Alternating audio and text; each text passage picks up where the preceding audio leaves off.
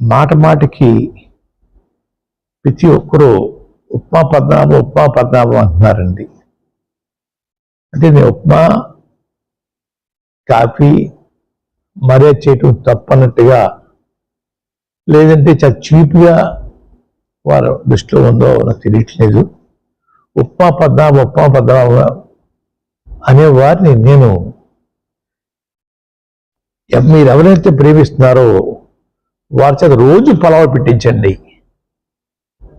పలావులు పవన్ కళ్యాణ్గా వారిని తయారు చేయండి. అంతేగాని నన్ను మాట మాటకి ఉప్మా పద్నాభం అని అవమానించాలని ప్రయత్నం చేస్తూ ఉన్నారు. మా తండ్రిగా తాతగా దగ్గర నుంచి కూడా ఇంటికి వచ్చిన వారికి మర్యాద చేయటం మాకు అలవాటు.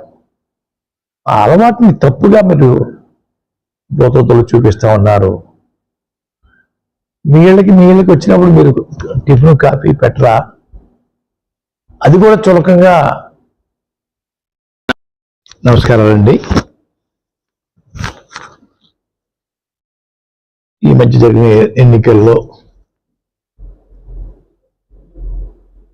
పరాజయం జగన్మోహన్ రెడ్డి గారికి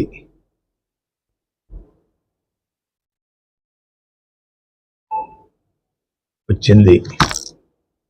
కానీ వారు కోట్లాది రూపాయలు సంక్షేమ కార్యక్రమాలు పేదవారికి ఆక్సిజన్ ఇచ్చిన ముఖ్యమంత్రి ఎవరంటే జగన్మోహన్ రెడ్డి గారు. దేశంలో ఇటువంటి పథకాలు పెట్టిన ఏ ముఖ్యమంత్రి కూడా సాహసించలేదు. అటువంటి సాహసం మా జగన్మోహన్ రెడ్డి గారు చేశారండి. కానీ ప్రజలు ఎందుకు రిసీవ్ చేసుకోలేదు అనేది నా ప్రశ్న. సంక్షేమం కన్నా అభివృద్ధి మీద ఇంట్రెస్టా, లేకపోతే వీరు పెట్టిన సంక్షేమ పథకాలను మించిపోయి ఎదుటి పార్టీ వారు పెట్టడం వల్ల అటు ముగ్గారా అన్నది పెద్ద ప్రశ్న అండి. సంక్షేమ పథకాలకి ప్రజలు ఓటైనప్పుడు రాబోయే రోజుల్లో ఏ ముఖ్యమంత్రి కూడా